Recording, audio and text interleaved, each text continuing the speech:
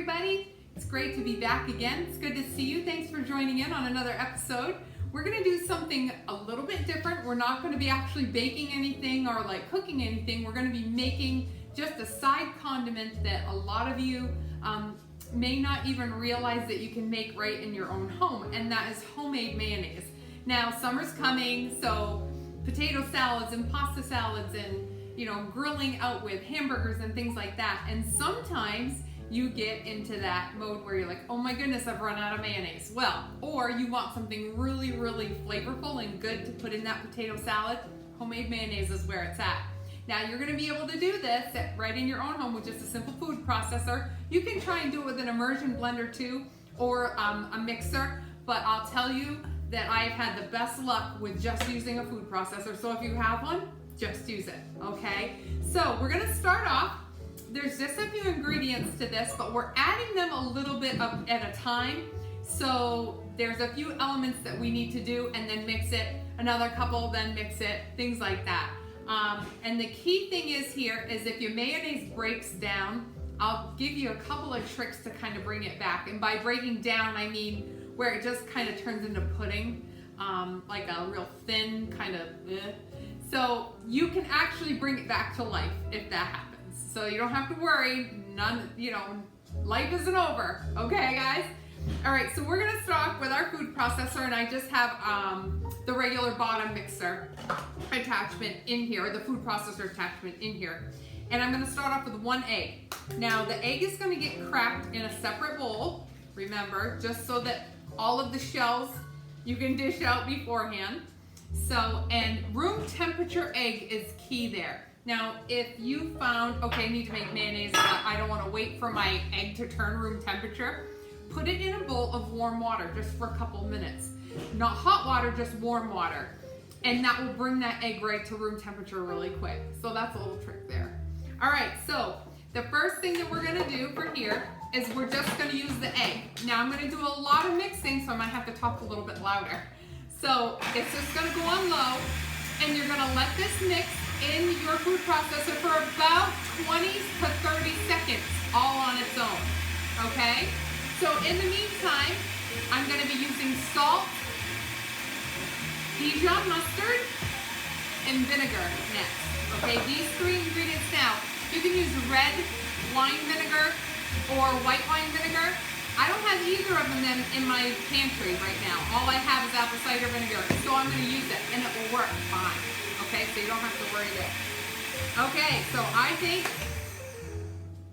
it's nice and fluffy. All right, so you got a nice, good yellow mixture. Now you can see this because it's a nice clear bowl. So you can see it's got that fluffy kind of stuff in it. So now what I'm gonna do is I'm gonna add 1 tablespoon of Dijon mustard to the egg mixture. Okay, so just a tablespoon, and that's gonna go right in there. Now this mayonnaise isn't gonna be all white because we're using the whole egg. A lot of mayonnaise recipes, homemade mayo recipes, will tell you to use your egg yolk and leave the whites out, or it'll tell you to use just regular mustard. The honey Dijon mustard or the Dijon mustard adds a lot of flavor to this mayonnaise, so I like it personally. But you can do whatever you'd like. If you only have just regular mustard, just use that, okay? Now you're gonna do a pinch of salt or a 1/4 teaspoon. A 1/4 teaspoon is about a pinch, okay? Sometimes I put in a little bit extra, just a hint. Now you can actually add more to taste after this gets going, okay? You'll add your salt in last if you need any more. I find just a pinch or a pinch and a half is completely fine for my mayonnaise, because if I'm making potato salad or something like that, I'm seasoning that, or like a sandwich, I may put some pepper or something like that on it as well. I don't use a ton of salt. If I need to use it in my baking, I will, but I usually use pepper for the most part. All right, so just a pinch to a pinch and a half of salt, okay? And I think my buddy Mark would call that a skosh, maybe a little bit less than a skosh, right? All right, so, and then we did a tablespoon of the Dijon mustard, and now what we're gonna do is we're gonna do 1 tablespoon of the vinegar. Now, like I said, red wine, white wine vinegar works, or I've got regular apple cider vinegar. I don't have either one of those. I usually have some white vinegar here, but I don't have any more. So here it is. It'll work, it's vinegar, right? Okay, so to this, I'm going to go ahead and put this attachment back on. Now this is going to mix on low for, about maybe 30 seconds or so, a little bit more than that, okay? Now while that's going, I usually let it go a little bit longer, sometimes even up to a minute, because I kind of get my oil ready and things like that.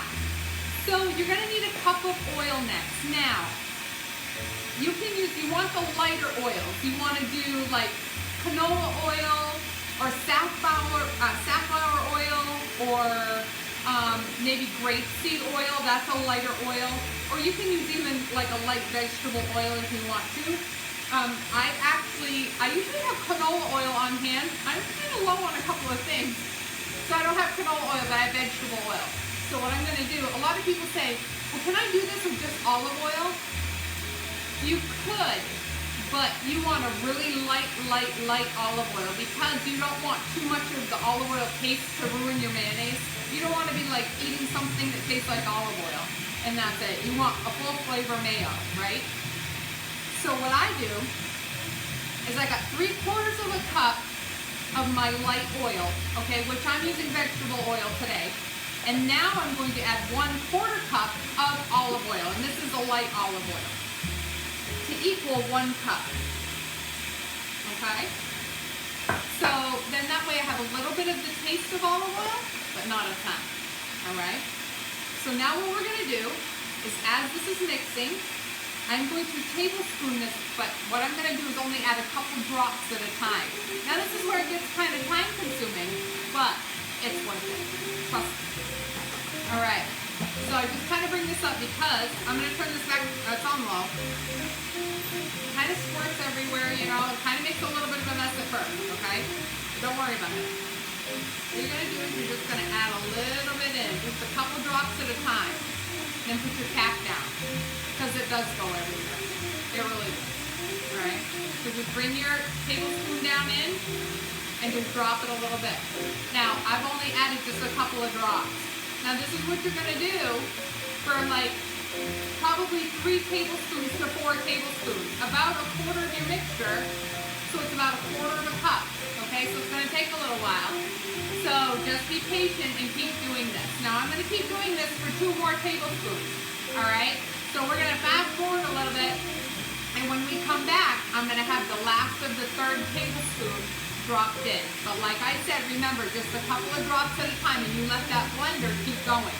Alright, low is fine. And as you add it a couple drops at a time, it'll start emulsifying, and you'll be good. You watch. Alright, so we'll be right back.